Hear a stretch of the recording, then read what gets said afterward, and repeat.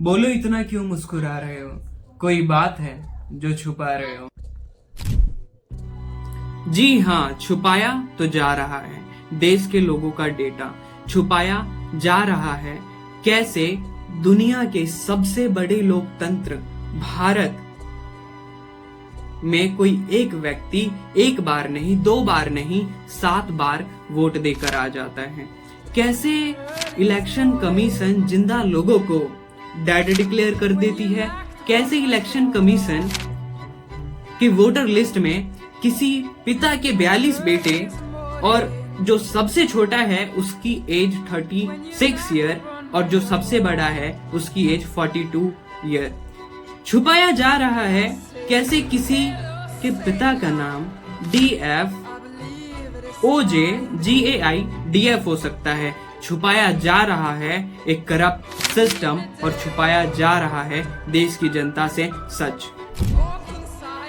आपका यूं supreme court के ऑर्डर ना मानना, आपका यूं LOP MPs और देश की जनता के सवालों के जवाब देने के बजाय उन पर उल्टा सवाल खड़े करना, LOP और MPs को प्रोटेस्ट के दौरान डिटेन करवाना,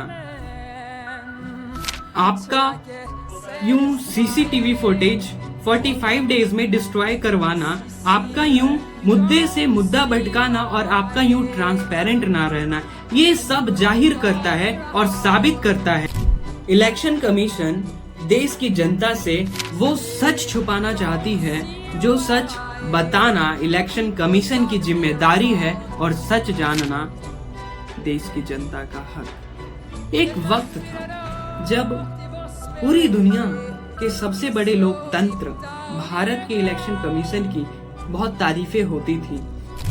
कारण TN सेशन जैसे वो लोग जो हमेशा खुद से पहले अपने देश और देश के लोगों के बारे में सोचते हैं, जिनके हर फैसले ये सोचकर लिए जाते हैं जिससे केवल और केवल देश का फायदा हो और देश के लोगों का फायदा हो।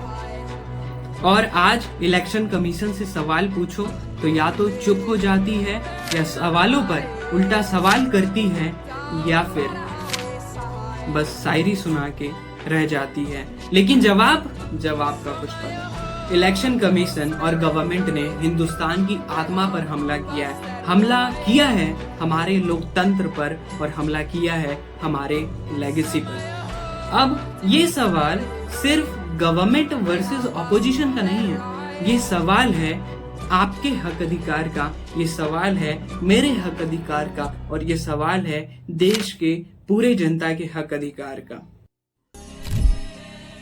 हमारे देश को तो आजादी 1947 में ही मिल गई, लेकिन अगर हमें आजादी चाहिए करप्शन से, बेरोजगारी से, महंगाई से, अंधभक्ति से, अशिक्षा से, तो हमें आवाज उठानी पड़ेगी। आवाज उठानी पड़ेगी आपको, आवाज उठानी पड़ेगी मुझको और आवाज तब तक उठानी पड़ेगी जब तक आवाज पूरे देश की आवाज ना बन जाए। और आवाज से विचार, विचार से विकास और विकास से वो विश्वगुरु भारत जिस विश्वगुरु की आप और मैं और पूरा देश कल्पना करता है। Happy independence day.